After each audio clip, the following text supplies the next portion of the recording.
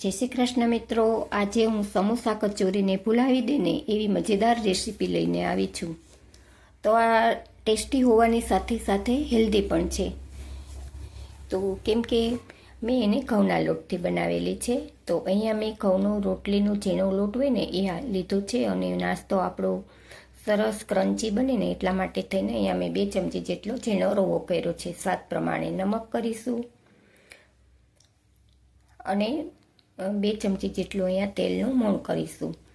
1 ચમચી જેટલા red chilli flakes, 1 ચમચી જેટલા સફેદ તલ અને ફ્રેશ લીલા ધાણા કરીશું. અને નાસ્તો આપણો પચવામાં હળવો રહે ને એના માટે થઈને અહીંયા મેં 1 ચમચી જેટલા અજમાને હાથેથી ક્રશ કરીને કર્યા છે.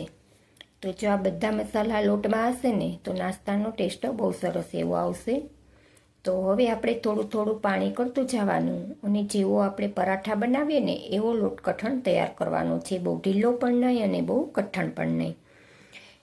આપણે જ્યારે રોટલી વણીએ ને ત્યારે લોટ ફાટવો ન જોઈએ કિનારીથી, એવો આપણે લોટ રાખવાનો છે. તો ધીમે ધીમે આપણે લોટને કેળવતું જવાનું અને પછી આપણે લોટને જો આ રીતનો કઠણ થઈ ગયો છે ને તો હવે એમાં થોડુંક તેલ કરી અને આપણે કેળવી અને 10 મિનિટનો રેસ્ટ આપીશું. તો લોટ આપણો રેસ્ટ લેશે ને ત્યાં સુધીમાં આપણે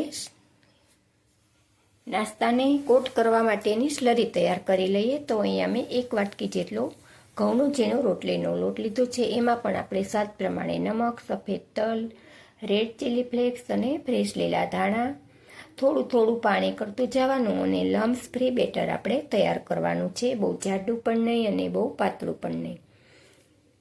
તો જો આ સ્લરીને તમે વિસ્કરથી ફેરવશો ને તો ઝડપથી ને એ લમ્સ બધા ભાંગી જશે. તો સ્લરી આપણી રેડી થાય એટલે એને આપણે સાઈડ પર મૂકી દઈશું અને આપણે બટેટાનું અને વટાણાનું સ્ટફિંગ તૈયાર કરી લઈશું. તો સ્લરી આપણે તૈયાર થઈ ગઈ છે. તો હવે બટેટા પણ મારા બફાઈ અને ઠરી પણ ગયા છે. તો હવે 3 મોટા બટેટા મેં લીધા છે ને એને આપણે પોટેટો મેસર અથવા તો આપણે કોઈ પણ આવ્યો ગ્લાસ કે વાટકીથી તમે એને મેશ કરી લેવાના. કેમ કે અહીંયા સ્મૂથ જ આપણે માવો કરવો એવું નથી, આમાં થોડી ગાંઠ હશે ને તો પણ ચાલશે. તો બટેટા આપણા મેશ થઈ જાય એટલે આપણે સાથે જે લીલા વટાણાને પણ મેં બાફેલા હતા વાટકો 1 જેટલા એ પણ એમાં કરી દઈશું. તો વટાણાને પણ આપણે મેશ કરી દેવાના છે એમાં. તો જો આ રીતે વટાણા છે ને આખા રહેવાનો જોઈએ, કેમ કે જો નાસ્તો તળાશે ને તો વટાણો આખો હશે ને તો એ ફૂટશે. એટલા માટે થઈને વટાણાને બરાબર મિક્સ કરી દેવાના છે. તો જો આ નાસ્તામાં તમારે લસણ ડુંગળી ખાતા હોય તો ડુંગળી કે ટામેટું કે કેપ્સિકમ જે કંઈ પણ કરવું હોય ને એ આમાં તમે કરી શકો છો. તો હવે આનો આપણે વઘાર કરી લઈએ. તો અહીંયા મેં 2 ચમચા જેટલું તેલ મૂક્યું છે. તેલ આવે એટલે પહેલાં તો એમાં આપણે રાઈને સતળવા દેવાની. રાઈ સતળાય એટલે અડધી ચમચી જેટલું આખું જીરું, 1 ચમચી જેટલા આખા ધાણાને અધકચરા કરેલા છે અને 1 ચમચી જેટલી મેં વરિયાળી કરેલી છે. એ બંનેને આપણે અધકચરા કરવાના છે. તો અડધી ચમચી હિંગ કરું છું અને નાસ્તાનો સ્ટફિંગનો કલર સરસ એવો આવે ને એના માટે થઈને ચપટી જેટલી આપણે હળદર કરવાની છે. અને હવે પછી આપણે આ કરીશું આદુ અને મરચાંની પેસ્ટ. તો આ આદુ મરચાંની પેસ્ટ અને આ જે મસાલા મેં કર્યા છે ને એ તેલમાં સતળાશે ને એટલે એની સોડમ આખા ઘરમાં આવશે. બહુ સરસ એવો નાસ્તામાં ટેસ્ટ પણ આવશે. તો હવે આપણે અહીંયા અડધી ચમચી જેટલો મેં ગરમ મસાલો કરેલો છે જે આપણે રેગ્યુલર વાપરતા હોઈએ.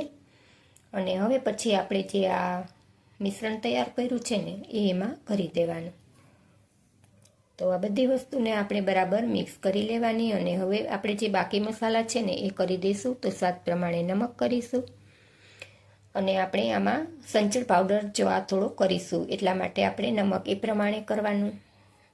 એનો ટેસ્ટ આમાં બહુ સરસ એવો આવશે. 2 ચમચી જેટલી અહીંયા હું સાકરનો પાવડર કરું છું, ફ્રેશ લીલા ધાણા. અને હવે ગળપણનું બેલેન્સ થાય એના માટે થઈને અહીંયા આપણે આમચૂર પાવડર અથવા તો અડધા લીંબુનો રસ કરીશું.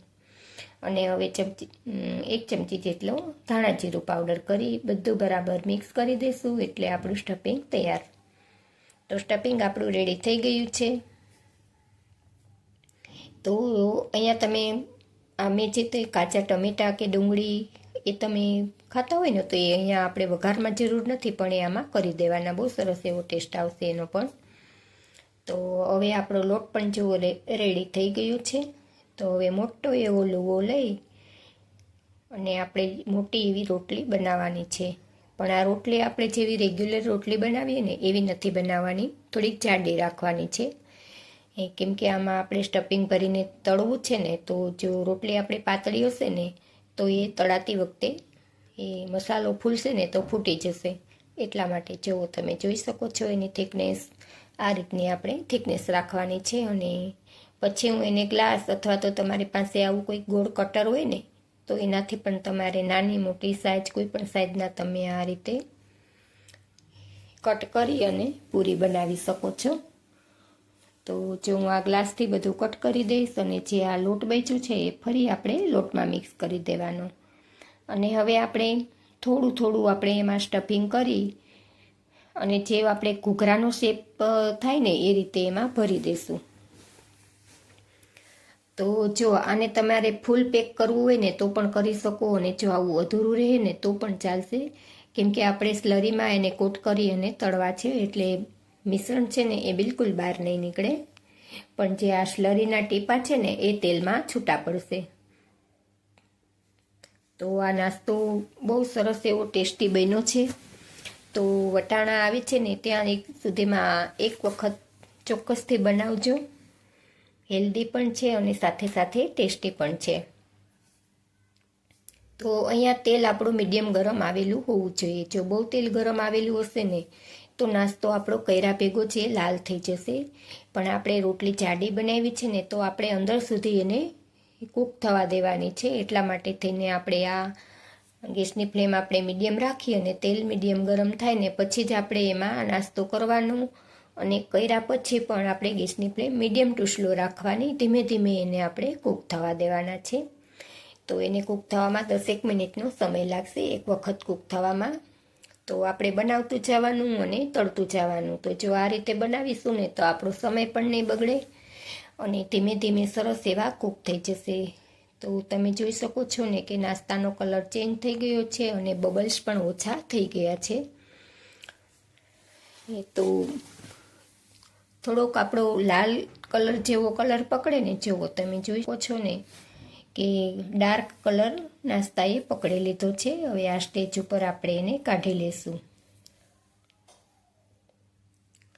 તો જો મારી રેસીપીઓ તમને ગમતી હોય અને હજી સુધી જો ચેનલને સબસ્ક્રાઈબ ન કરી હોય તો પ્લીઝ ચેનલને સબસ્ક્રાઈબ કરી અને સપોર્ટ આપવા નમ્ર વિનંતી.